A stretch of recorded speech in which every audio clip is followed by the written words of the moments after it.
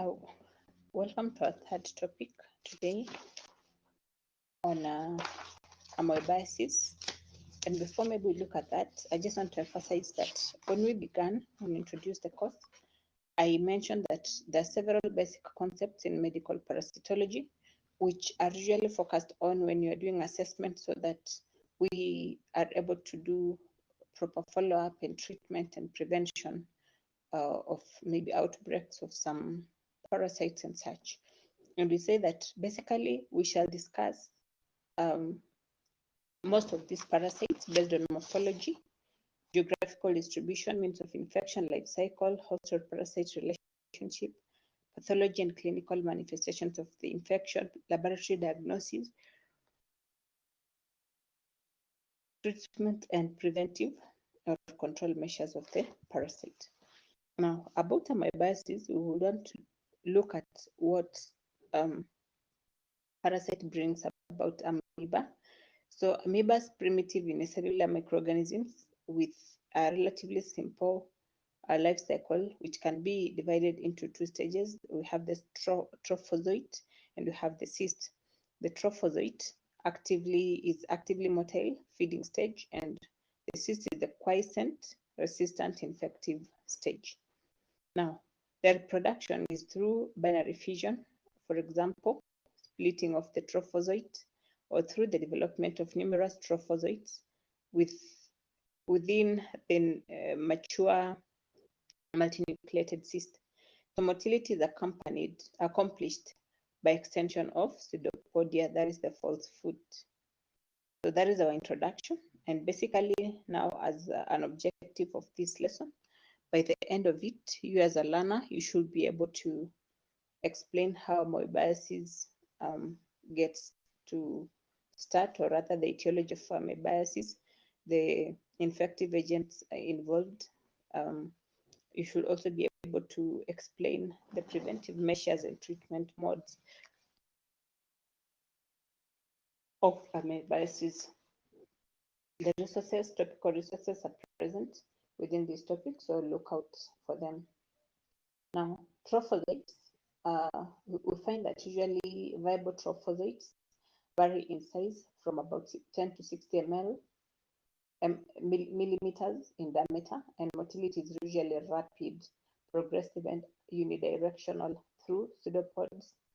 The nucleus is characterized by evenly arranged chromatin on the nuclear membrane and the presence of a small, compact, centrally located charysome.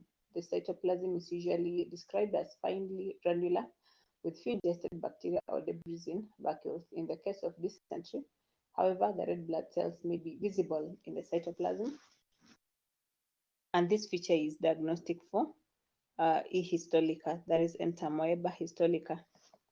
So about the cysts, we're saying that usually we have two stages. We have the trophozoite and the cyst.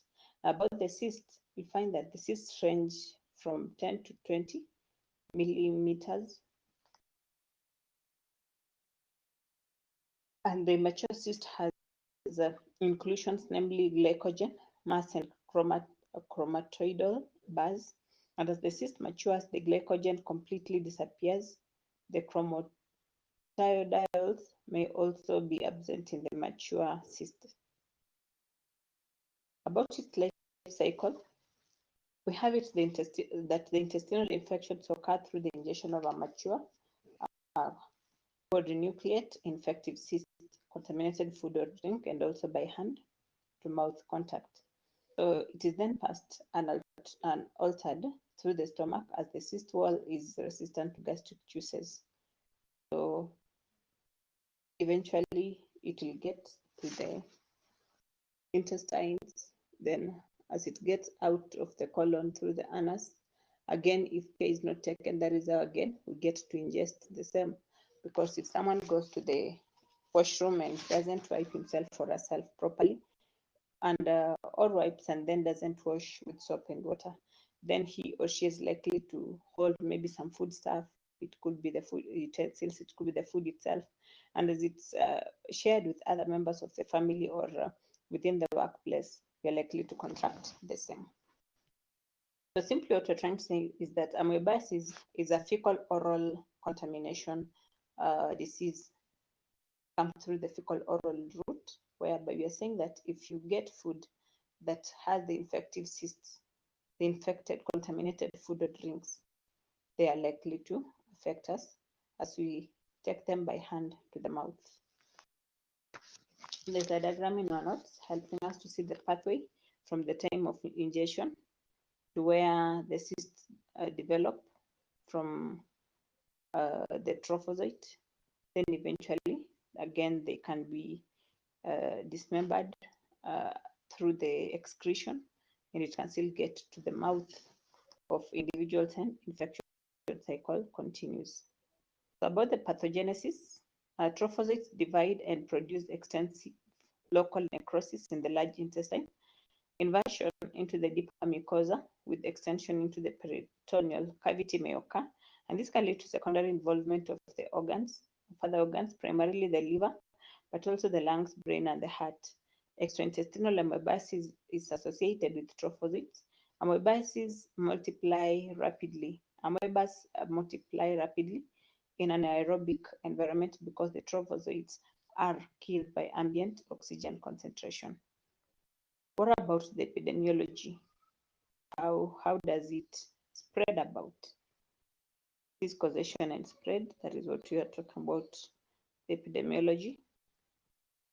So Entamoeba histolytica has a worldwide distribution, and although it is found in cold areas, the incidence is highest in tropical and subtropical regions that have poor sanitation and contaminated water.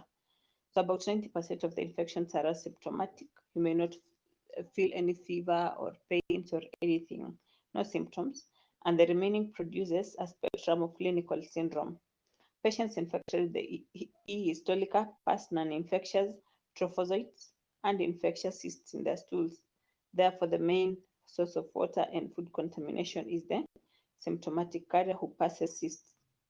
Symptomatic amoebiasis is usually sporadic, and the epidemic form is a result of direct person-to-person fecal oral spread under conditions of poor personal hygiene. What are the clinical features of amoebiasis? The outcome of infection may result in a carrier state, intestinal amoebiasis or extraintestinal amoebiasis. Diarrhea, flatulence, and cramping are complaints of symptomatic patients. Where those who have symptoms are likely to have diarrhea, flatulence, whereby there's a lot of gas in the stomach, and also cramps. Yeah. More severe disease is characterized by the passing of numerous bloody stools in a day. Systemic signs of infection like fever, leukocytosis, rigors are present in patients with extraintestinal amoebiasis. The liver is primarily involved because trophozoites in the blood are removed from the blood by the portal veins, and the right lobe is most commonly involved, thus pain over the liver with hepatomegaly, and elevation of the diaphragm is observed. Hepatomegaly is just the enlargement of the liver. So we are saying that the liver is a key organ that is involved in this process. It is likely to get damaged. Get that from our image, you should be able to understand the same. About the immunity, E. histolytica elicits both the humoral and cellular immune responses, but it is not yet clearly defined whether it modulates the initial infection or prevents reinfection. How is it diagnosed in the lab? In intestinal amoebiasis, examination of a fresh dysenteric fecal specimen or rectal scraping for trophozoite stage, that is motile amoebae, containing red cells are diagnostic of amoebic dysentery. So examination of formed or semi-formed feces for cyst stage is usually also examined. Here we get the cysts indicate infection with either pathogenic E. histolytica or non-pathogenic E. disper. I don't know if you've ever been checked on your stool. Maybe you went to the hospital complaining of a bad stomach, complaining of pains, crampings, and such like. So likely you are likely to be a stool test is likely to be run, and eventually determined whatever is ailing you could be determined through the lab analysis. So we also have the extraintestinal amoebiasis. Those ones outside the intestines. They're usually diagnosed by the use of scanning procedures for liver and other organs. Specific serologic tests together with microscopic examination of the abscess material can confirm the diagnosis. About its treatment, acute fulminating amoebiasis is treated with metronidazole followed by idoquinol, and asymptomatic carriage can be eradicated with idoquinol, diloxanide, furoate, or paromomycin. The cysticidal agents are commonly recommended for symptomatic carriers who handle food for public use. So we are saying that the modes of treatment basically will include metronidazole. Metronidazole is basically flagyl. I think you've heard of flagyl.